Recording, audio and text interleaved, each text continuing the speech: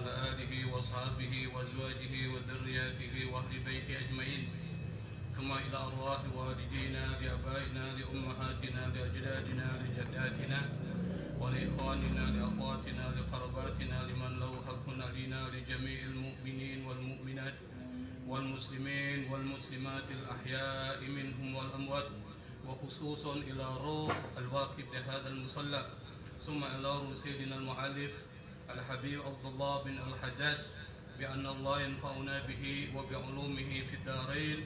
الفاتحة. بسم الله الرحمن الرحيم. الحمد لله رب العالمين الرحمن الرحيم مالك يوم الدين إياك نعبد وإياك نستعين اهدنا الصراط المستقيم صراط الذين أنعمت عليهم غير المغضوب عليهم ولا الضالين. الحمد لله والصلاة والسلام على سيدنا محمد رسول الله وعلى آله وصحبه ومن تبعهم ووالاه أما بعد. قال المصنف رحمه الله تعالى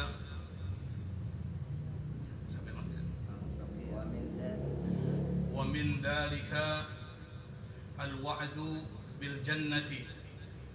قال الله تعالى تلك الجنة التي نورث من عبادنا من كان تقيا. وقال تعالى مثل الجنة التي وعد المتقون وأزلفت الجنة للمتقين إن للمتقين عند ربهم جنات النعيم إن المتقين في جنات ونهر في مقعد صدق عند مليك مقتدر. ومن ذلك الكرامة في الدنيا والآخرة.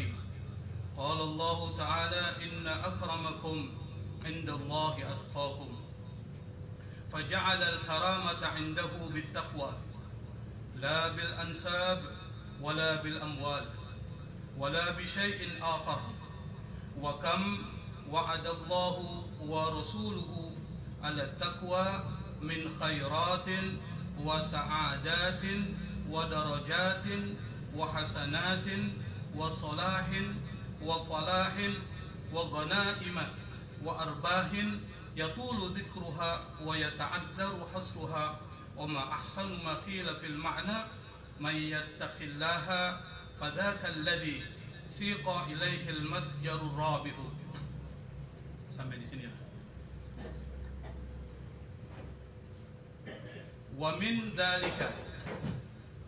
Wawunya waw apa ini? Waw tidak. Jadi kita sambil belajar nahwunya ya. Meskipun kita tidak pernah belajar, tapi kita coba mengingat wawunya adalah waw ibtida. Min dzalika, minnya ini adalah harfu jarrin, tapi fungsinya adalah ditab'id. Tapi itu menjelaskan sebagian, bukan dari. Jadi sebagian. Dzalika itu artinya itu. Kembali kemana? Kembali kepada penjelasan sebelumnya. Nah, kita coba berikan pemahaman dan arti. Dan sebagian dari manfaat takwa. Ini sebelumnya itu dijelaskan. Manfaat takwa atau buah takwa kepada Allah Subhanahu wa taala apa? Al-wa'du. Al-wa'du itu artinya janji. Dari kata wa'ada ya'idu wa'dan. Jadi wa'ada itu atau wa'dun itu artinya janji. Al-wa'du dain. Janji itu adalah utang. Itu al-wa'du. Nah, di antara manfaat atau buah dari takwa kepada Allah Subhanahu wa taala kata Al-Habib Abdullah bin Al-Haddad rahimahullah adalah al-wa'du bil jannah. Artinya apa? Janji Allah kepada orang yang bertakwa itu adalah bil jannah, dengan diberikan kepadanya apa? Al jannah. Apa itu jannah? Artinya adalah surga. Apa dalilnya?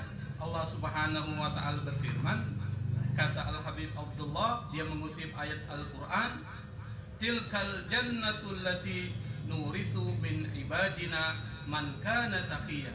Tilka itu artinya itu. Al-jannah, surga.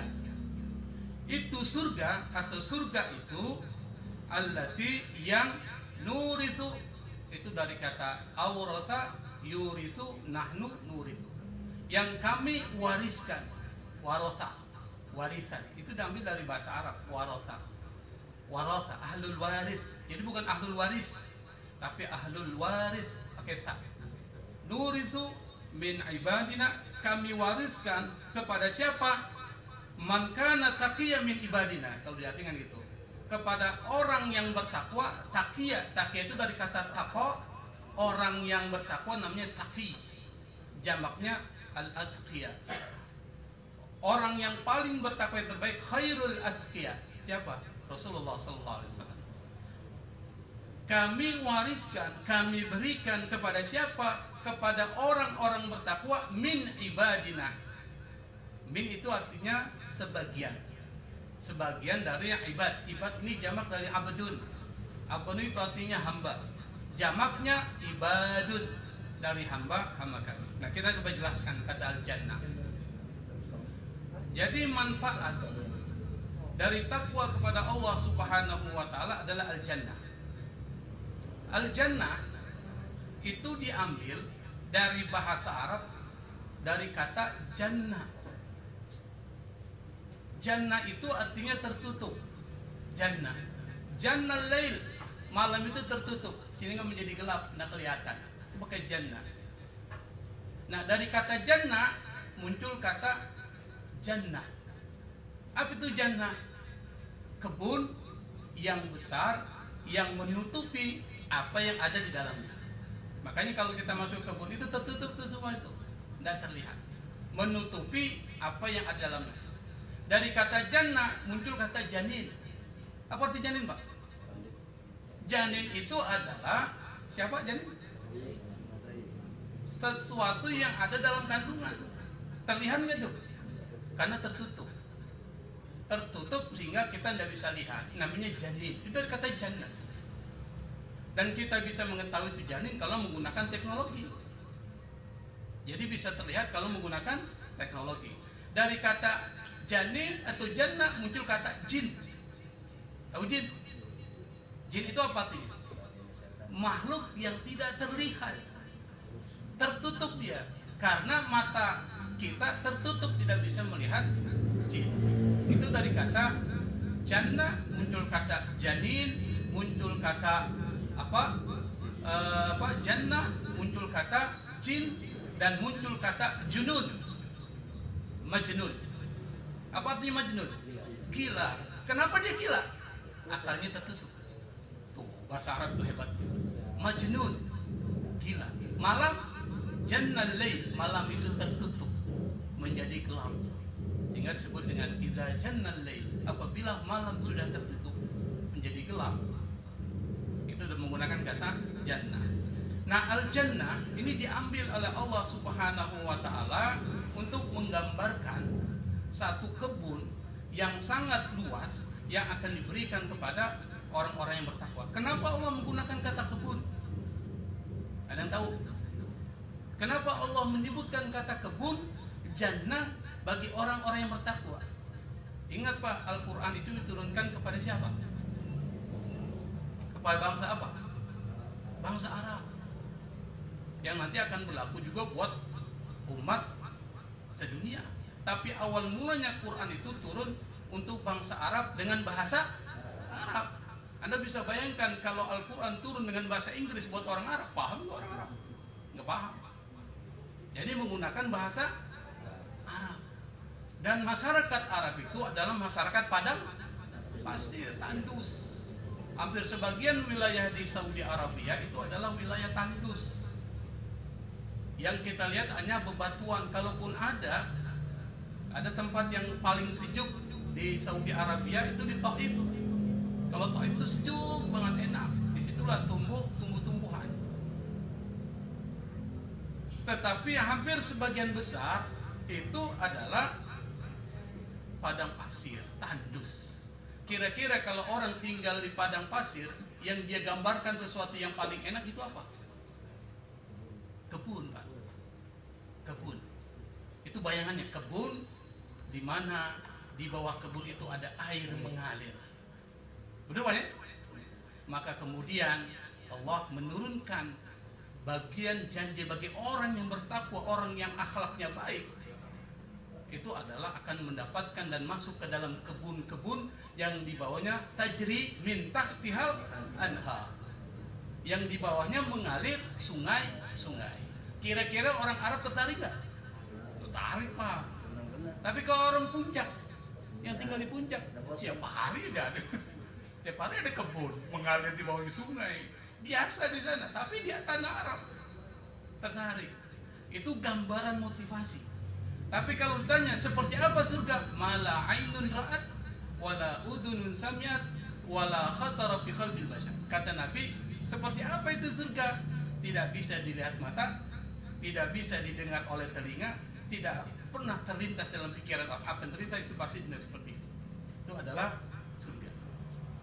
Artinya apa? Kenikmatannya adalah besar. Nah ini perlu dipahami. Dan Allah Subhanahu wa ta'ala menjanjikan kepada orang yang bertakwa itu adalah al-jannah.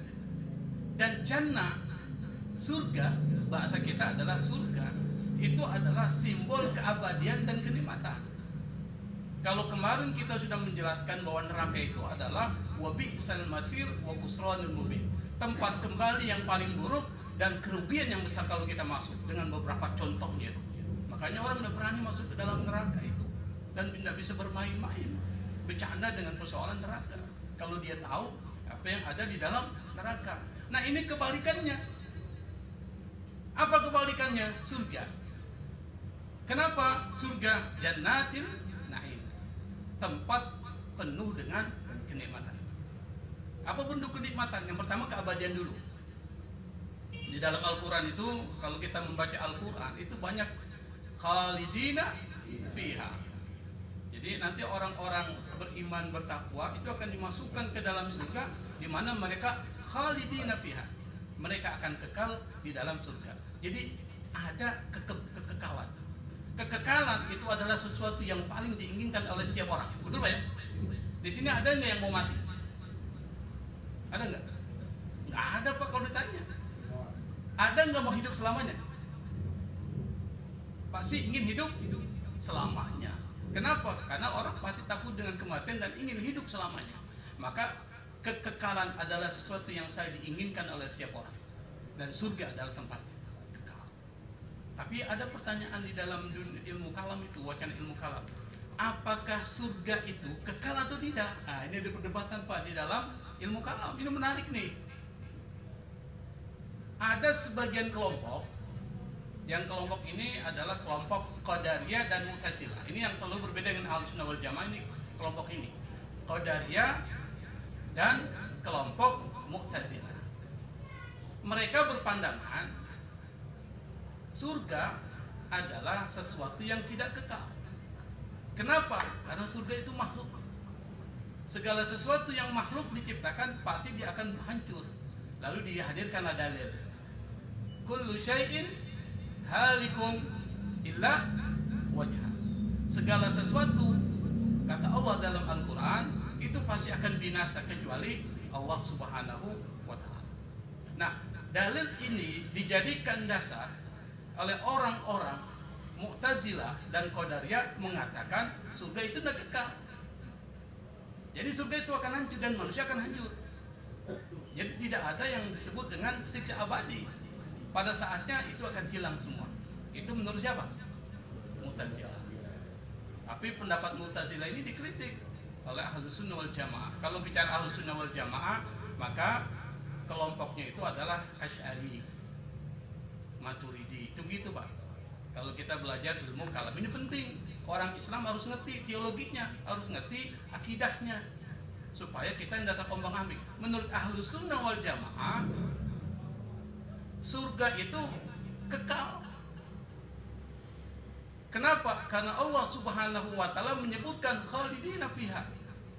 Lah kan dia makhluk, memang dia makhluk, tapi kekekalan dari surga itu adalah kehendak Allah Subhanahu wa ta'ala. Maka di dalam kitab yang ditulis oleh Jalaluddin As-Suyuti ada beberapa yang kekal. Dia dicipta tapi dikekalkan oleh Allah Subhanahu wa taala sesuai dengan kehendak Allah Subhanahu wa taala. Apa? Yang pertama arash, istananya Allah. Itu dicipta oleh Allah tapi dia akan kekal. Biiznillah, dengan izin dan kehendak Allah Subhanahu wa taala. Kedua, surga kekal. Yang ketiga, neraka itu kekal. Yang keempat, ruh. Ruh ini kekal. Makanya kalau kita meninggal, yang hidup apa nih? Ruhnya pindah ke alam barzah. Makanya di alam barzah itu tidak meninggal orang.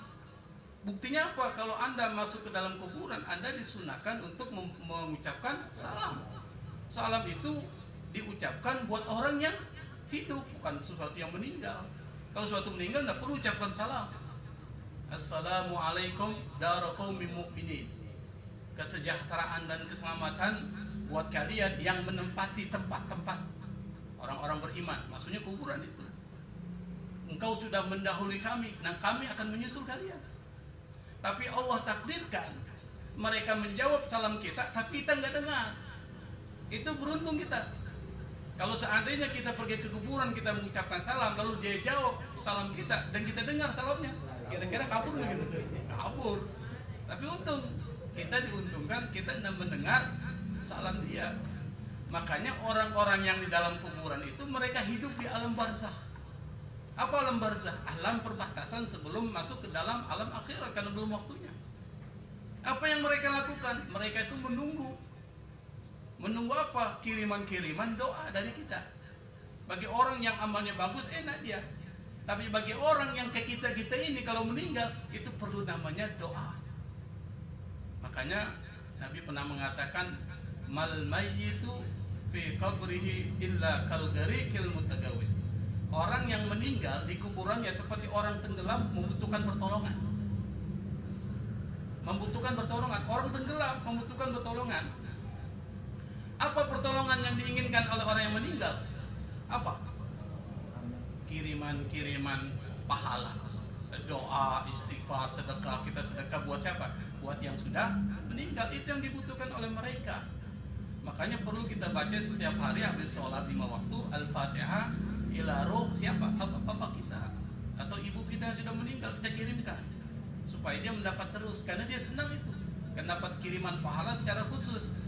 Setiap hari dia dapat kiriman, tapi secara umum minal mu'minin yang kita baca tadi, lil mu'minin wal mu'minat al ahya'i minhum wal amwat, kita kirimkan, dia dapat, tapi paket umum berebutan. Tapi kalau kita khususun ila ruh Sayyidina al-Mu'allid Al-Habib Abi Abdullah dapat khusus dia. Anda bayangkan berapa orang di sini dapat kiriman khusus. Kenapa? Dia ulama, ilmunya berkah. Orang yang ilmunya berkah ulama itu banyak didoakan oleh orang. Itu enaknya jadi ustadz, Pak.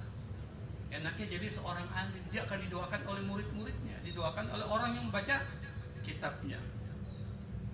Jadi khalidin itu kekal dalam pandangan ahlu sunnah wal jamaah karena Allah mengizinkan dia kekal. Bukan dia kekal dengan sendirinya, bukan. Allah menghendaki kekekalan. Anda bayangkan kalau arsy tidak kekal, Allah bersembayang di mana? Istawa 'alal arsy. Jadi beda antara Mu'tazilah Qadariyah dengan ahlu sunnah wal jamaah. Kita punya teologi akidah bahwa surga itu adalah kekal meskipun dia tidak ada awalnya. Ada awalnya, tapi tidak ada akhirnya. Dia awal lahu awal wala akhir lahu. Dia punya awal tapi tidak punya akhir. Itu surga, neraka, araj, ruh, qalam, al-qalamu wa ma yasturun. Itu kalau termasuk ada beberapa yang disebutkan oleh Imam Suyuti yang dia ada awalnya tapi tidak ada akhirnya. Termasuk adalah surga. Maka surga itu disimbolkan adalah darul khuldi, tempat keabadian. Darul khuldi, tempat keabadian. Nah, di dalam diskursus atau wacana para ahli kalam, mutakallim, itu ada pertanyaan begini, Pak. Ini menarik ini. Apakah surga ini sudah diciptakan atau belum? Menurut Bapak sudah diciptakan nggak surga? Sudah. Tahu dari mana surga diciptakan? Karena Rasulullah waktu Mi'raj diperlihatkan surga. Ulama Mu'tazilah, Qadariyah itu mengatakan al-jannatu ghairu makhluqatil an. surga itu belum dicipta sekarang, nanti di hari kiamat baru diciptakan. Kenapa? Alasan mereka, kalau surga diciptakan, siapa yang tinggali? Kalau rumah tidak ditinggali, rusak dong, karena nggak ada penghuninya. Nah surga ini kalau tidak ditinggali, berarti sia-sia dong. Mu'tazilah pakai akal. Tetapi Mu'tazilah itu menggunakan logika, kias. Seperti rumah kalau tidak ditempati, dia akan rusak. Surga kalau tidak ada penghuninya, dia akan hancur. Tapi dijawab oleh Ahlus Sunnah wal Jamaah, Mu'tazilah itu keliru. Itu Adam dan Siti Hawa tinggal di surga. Dan di surga itu penuh dengan kenikmatan, capek dia berdua. Tapi ada kesalahan satu yang dia lakukan, Allah usir dari surga.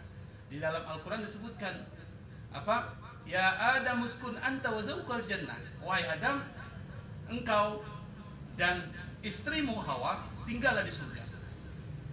Itu artinya mengatakan, ini menggunakan al-jannah, berarti dia ma'rifah. Dalam ilmu nahu namanya al-ma'rifah. Ma'rifah itu adalah sesuatu yang sudah pasti tentu itu bendanya. Tapi kalau pakai jannatin, jannah tanpa al, itu nakirah namanya. Artinya apa? Umum, surga mana? Tapi kalau disebut al-jannah, surga yang dimaksud adalah surga yang akan dimasukkan kepada atau dimasuki oleh hamba-hambanya bertakwa. Maka surga itu sudah ada sekarang. Nah ini membantah pikiran dari Mu'tazilah. Itu kata surga. Yang kedua, surga itu digambarkan oleh Allah dalam Al-Quran itu sebagai Darun Naim, tempat kenikmatan. Segala sesuatu yang kita cari di dunia ini apa Pak? Kenikmatan.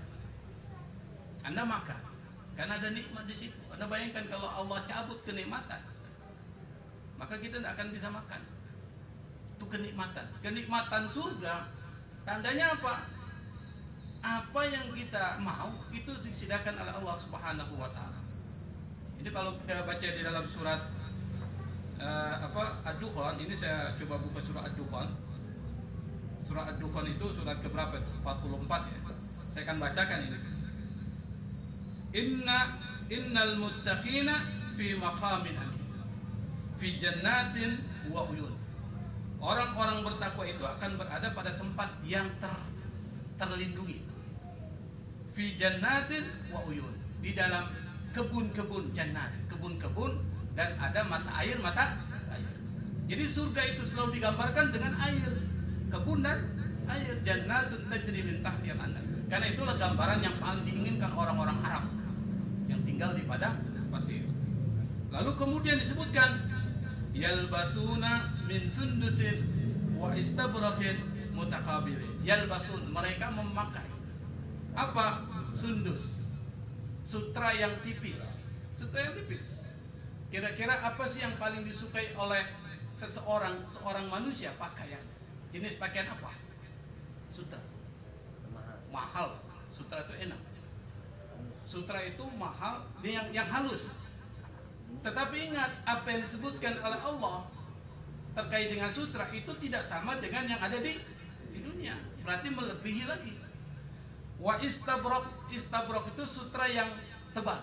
Jadi kalau sundus sutra yang tipis, kalau istabrok sutra yang tebal. Kadzalika wa zawwajnahum bihurin. Demikian pula kami nikahkan mereka, kawinkan dengan siapa? Hur ain, bidadari. Yang diinginkan laki-laki itu zuyina linnasi hubbu syahwati minan nisa. Jadi kalau kecintaan laki-laki kepada perempuan itu alami, karena memang Allah sudah takdirkan di situ. Nah, kecintaan kepada perempuan itu alami. Nah, ini dijanjikan oleh Allah, kalian orang-orang bertakwa yang suka dengan perempuan nanti akan dinikahkan dengan yang lebih hebat lagi dari perempuan. Siapa? Bidadari. Kira-kira tertarik nggak kita? Tertarik. Apalagi orang-orang Arab. Orang Arab tertarik itu, wah, kawin lagi. Tertarik kebun surga ini kan mereka tinggal di tempat yang tandus, termotivasi. Yad'una fiha bikulli faqihatin amin. Mereka meminta di dalam surga itu semua jenis buah-buahan. Bikulli faqihatin, faqihatin menggunakan nakiro, berarti semua jenis buah-buahan ada. Anda mau apa? Duren ada di sana. Tapi beda dengan duren yang ada di sini. pisang ada di sana, semua buah-buahan yang ada di dunia ini ada di dalam surga, tetapi tidak sama seperti yang ada di dunia ini. Tidak ada yang masa-masa. Kenikmat semua Pak. Kalau habis makan, habis minum, apakah akan buang air? Tidak buang air Pak. Kalau kita kan habis makan kita minum, pas buang air kita merasa rugi tuh. Ini enak banget tadi makan air kok keluar lagi nih. Ini tidak ada buang air, tidak ada buang besar. Lalu gimana? Semuanya akan menjadi keringat yang baunya minyak za'far. Dan bidadari, iya, kasturi. Dan bidadari aja diciptakan dari za'far. Wanginya luar biasa. Pernah lihat bidadari? Mati dulu dah. Mati dulu. Kalau bahasanya, kalau dia minum kopi, di sini kelihatan warna hitam nggak di sini. Saking halusnya, saking beningnya, keluar bening. Itu digambarkan dalam Al-Quran. Ini membuat orang tertarik, Pak. Itu disebut dengan nahi. Kenikmatan semuanya ada di dalam surga. Maka sungguh aneh kalau ada orang tidak mau ke surga. Karena surga itu adalah tempat yang paling bagus, tempat kembali kita. Karena semuanya kenikmatan, tidak ada lagi di sini digambarkan la yadukuna fihal mauta illal mautatal ula wa waqahum adzabal jahim. Mereka tidak pernah merasakan kematian di dalam surga abadi, kecuali kematian pertama saja itu. Kematian yang pertama itu, yang kita meninggal nanti menghadap Allah, itu kematian pertama. Tapi ketika berada di dalam surga, la yadukuna fihal mauta, mereka tidak akan pernah merasakan yang disebut dengan kematian. Berarti apa? Abadi. Dan umurnya sama semua, tidak ada yang tua, tidak ada yang kecil, sama. Saya karang tua yang masih kecil, sama nanti. Kita nanti dengan semuanya umurnya sama. Sebaya semua. Bayangkan itu. Itu main bola. Tidak ada nenek-nenek, kan Rasul pernah bercanda itu. Ya Rasul, apakah saya akan masuk surga ya? Kalau nenek-nenek tanya sama Rasul. Rasul bilang nenek-nenek nggak ada di surga katanya. Dia sedih, tapi Rasul ketawa, dia cuma bercanda. Memang nenek-nenek nggak ada di surga, karena semuanya nanti akan dikembalikan menjadi muda kalau masuk ke dalam surga. Maka disebut dengan Darun Naim. Ini luar biasa, Pak. Oleh karena itu maka apa yang diperintahkan oleh Allah kita jalankan semampu kita supaya kita mendapatkan predikat takwa. Qala Allah Ta'ala, Allah Subhanahu wa taala berfirman, tilkal jannatul lati nurisu min ibadina man kana taqiyya. Wa qala ta'ala, Allah Subhanahu wa taala berfirman, matsalul jannatil lati wa'idal muttaqun.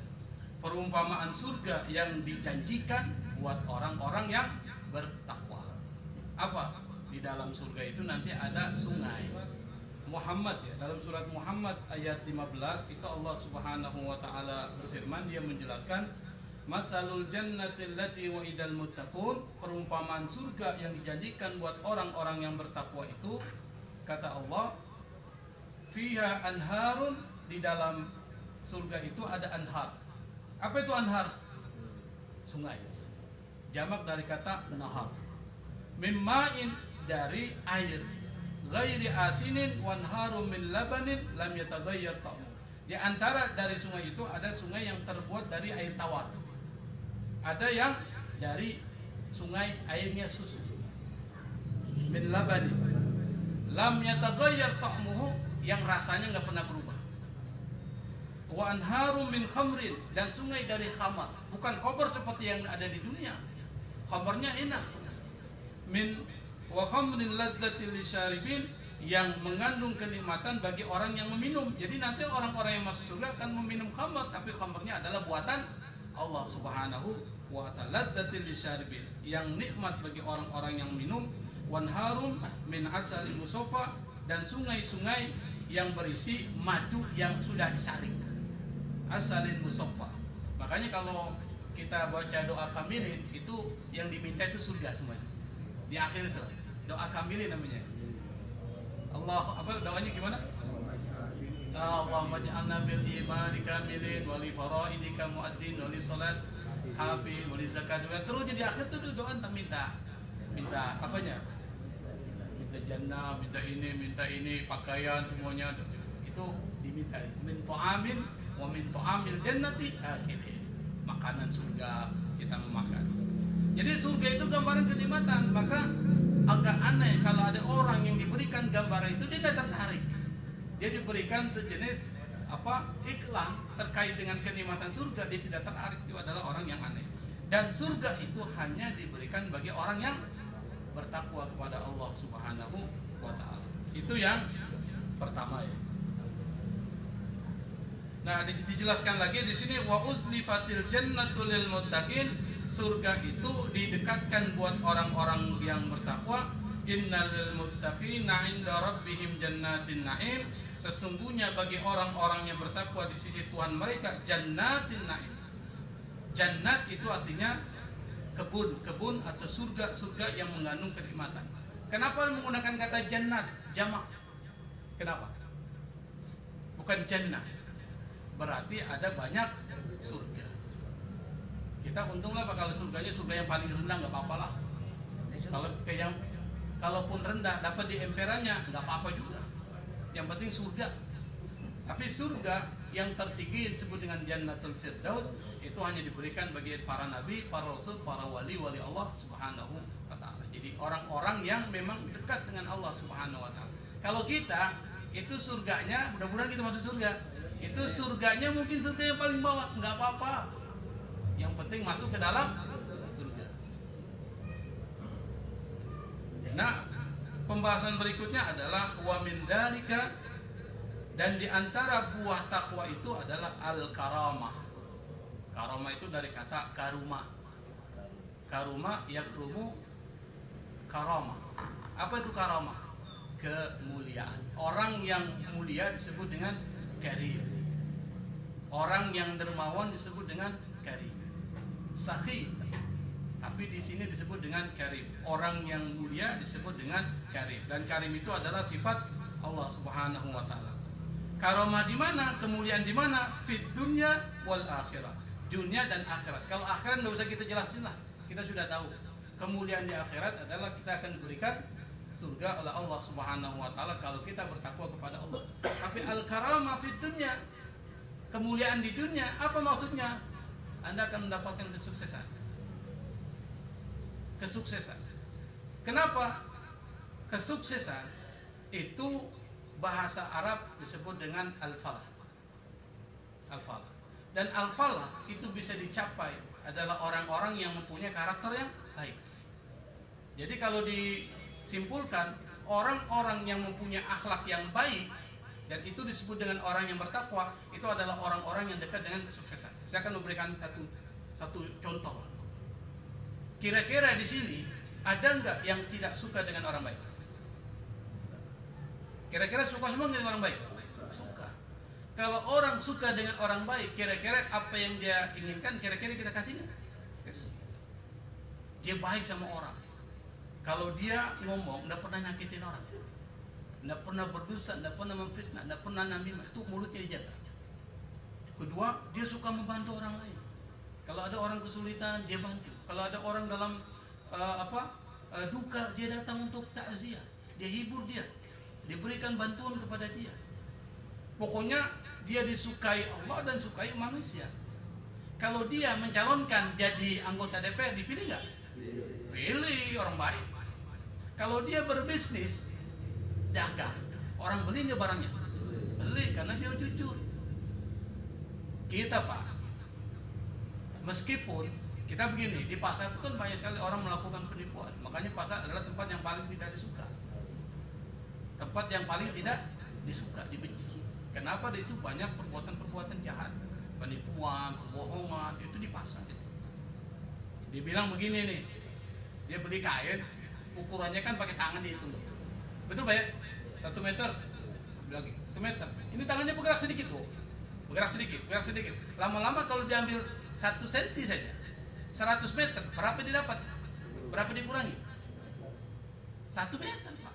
Berarti orang itu tidak mendapatkan haknya secara penuh 100 meter, tapi 99 meter. Ini dia sudah menjual. Dia dapat untung dari perbuatan yang curang. Kalau kita tahu orang itu sudah mencurangi kita, kira-kira kita mau balik lagi nggak beli kain dengan dia? Cukup sekali. Sama dengan orang yang jual beras, kita tahu pas sampai di rumah kita timbang ulang, loh kok kurang? Akhirnya besok bilang, saya tidak akan pernah beli lagi beras di situ. Kita bilang sama tetangga kita, kalau beli beras jangan sama dia. Tetangga bilang, oh akhirnya apa? Nggak laku barang dagangan. Kenapa? Tidak jujur. Nah itu sudah memberikan bukti dia tidak jujur. Makanya ada satu riset penelitian, ini penting banget ini. Jadi ada 10.000 karyawan di sebuah perusahaan itu diteliti. Mereka 10.000 karyawan sukses itu diteliti. Pertanyaan cuma satu, kenapa mereka sukses? Cuma satu saja. Jadi 10.000 karyawan sukses diteliti, pertanyaan cuma satu, kenapa mereka sukses? Setelah diteliti, ternyata 20% kesuksesan mereka karena mereka diberikan pelatihan 20%. Misalnya apa? Marketing, pemasaran, manajemen, sebagainya diajarkan ke mereka. 80% kesuksesan mereka karena persoalan karakter, persoalan kepribadian. Apa? Jujur. Dia kalau dagang itu menjelaskan benar barang dagangnya, tidak pernah berbohong dengan barangnya. Seperti Nabi. Tapi kalau kita mau contoh berdagang Nabi, pasti kita susah untuk mencontohnya.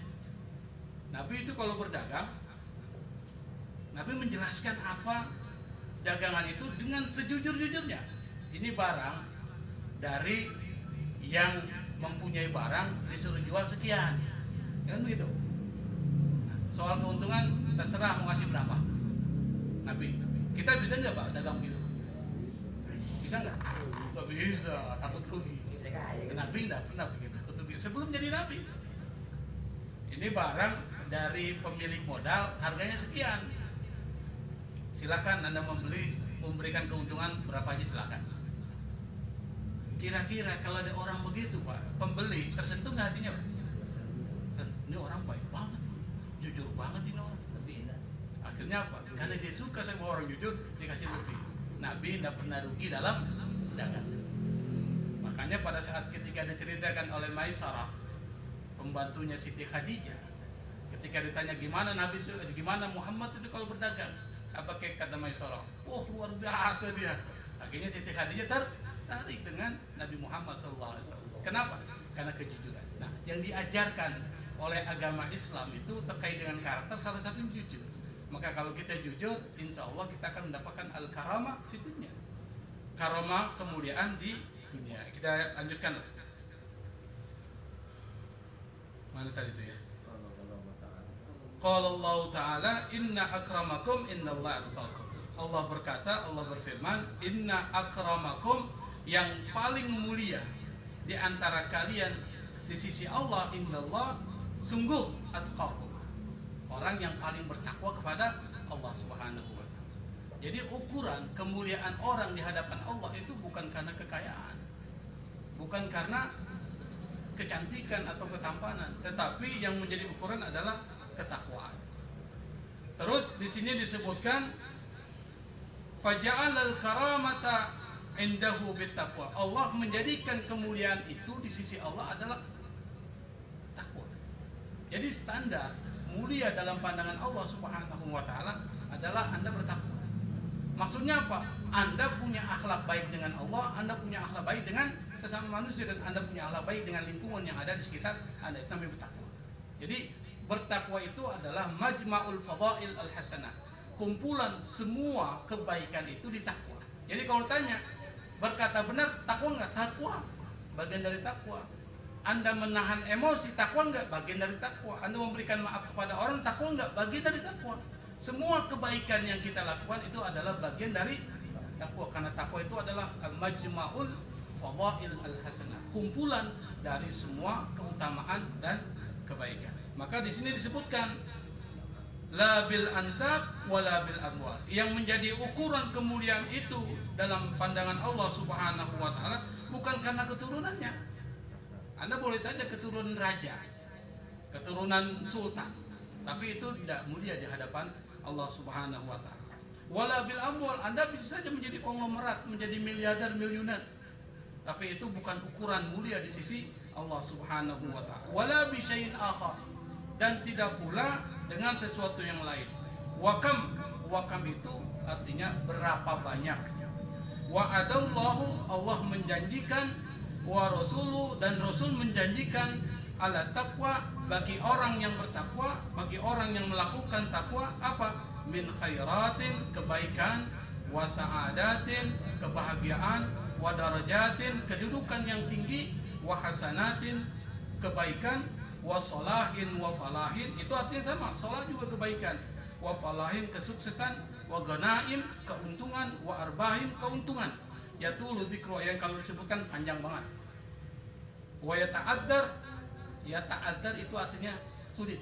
Maka orang bilang udzur, anak udzur ya, anda nggak bisa hadir, di sulit banget, dan posisi yang sulit nggak bisa hadir.